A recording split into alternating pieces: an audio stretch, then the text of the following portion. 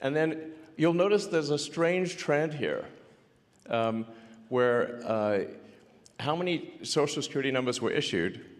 Do you want to? Yeah. So let me tell you what happened here. We started at the top of the system. You want to talk about a lot of maybe? We started at the top of the system, mapping the whole system of Social Security to understand where all the fraud was. And there's a lot of great people there that showed us really a lot of waste. And so that came up with a big list of stuff they're working on. You've heard some of that already. But this is what jumped out at us. When we saw these numbers, we were like, what is this? In 21, you see 270,000 people, goes all the way to 2.1 million in 24. These are non-citizens that are getting Social Security numbers. Yeah, this is a mind-blowing chart. Yeah, just this literally blew us away. Like, we went there to find fraud, and we found this by accident. And this isn't political, by the way. My parents are immigrants. Yeah, this country's been great to us. My brother and sister all born in Spain. I'm pro-legal immigration. This is not political. This is not political. This is about America and the future of America. And there are a lot of good people in the system that pointed this in this direction. I want to honor them right now, that work in the government today, who took risks to show us these numbers and tell us what's going on. Yeah. So I want to stop for a minute. I want to honor those people today. Very good people. Very good people. I have been from D.C. to Social Security offices to the border to track this down, and very good people have helped us along the way. I want to thank them. Yeah. This number, what this is when you come in the country, if you're an illegal, there's a couple ways to come in. You come in through a port of entry, and you can tell them you're afraid, and they'll give you an asylum case. You'll get an interview, then you get in. That's one way to do it.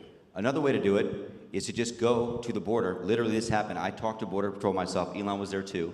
I went to Laredo, and I went to Bronzeville. Elon went to Eagle Pass. You walk up to a Border Patrol officer, and you tell them you want to come in. They have a couple of choices. They could charge you with a misdemeanor or a felony under 1325, or they can make it an administrative offense, like a parking ticket, basically. They were told to do that, make it an administrative offense under the last administration. And then you go walk across the border. They do what's called a release from your own recognizance, and they give you an NTA, a notice to appear, which to appear to judge. The wait times on judges are like average 6 years. Look at Grok, you'll see it on immigration judges. There's only 700 of them. This is 5.5 million people, okay? So what happens then?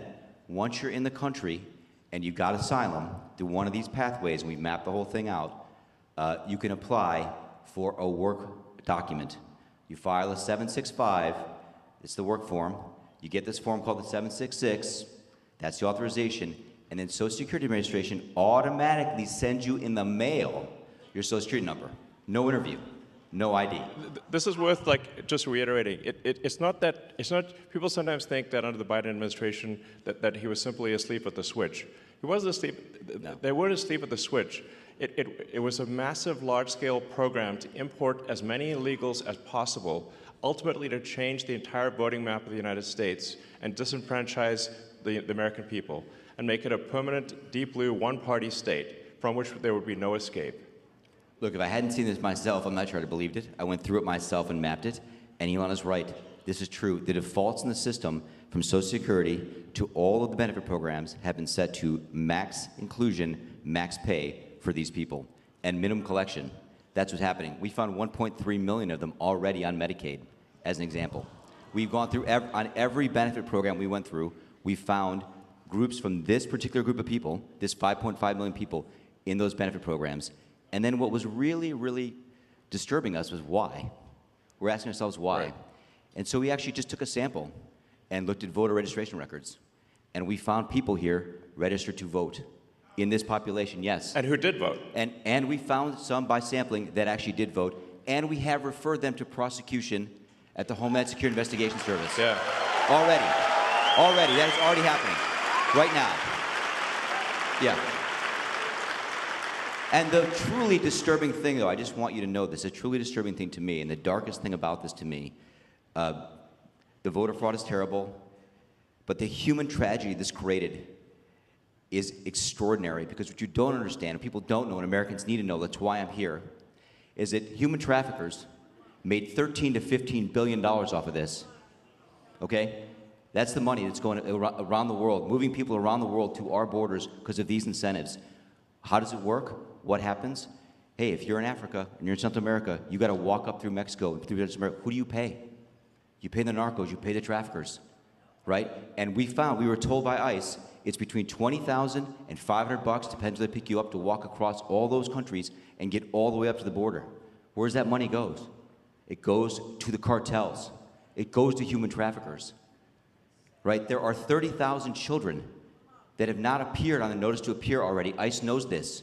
30,000 children, 270,000 children didn't even get notices to appear. ICE told us that kids are being trafficked back and forth across the border to complete families to make this easier. This is a human tragedy.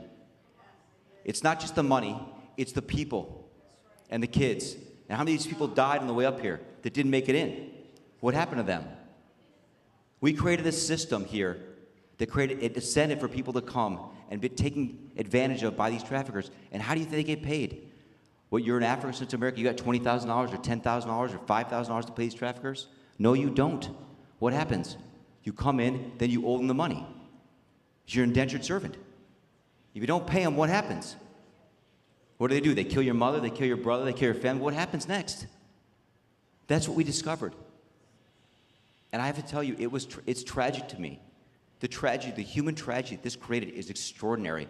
That's the real problem. This is America. We don't do this here in America. Yeah. We don't do this here in America.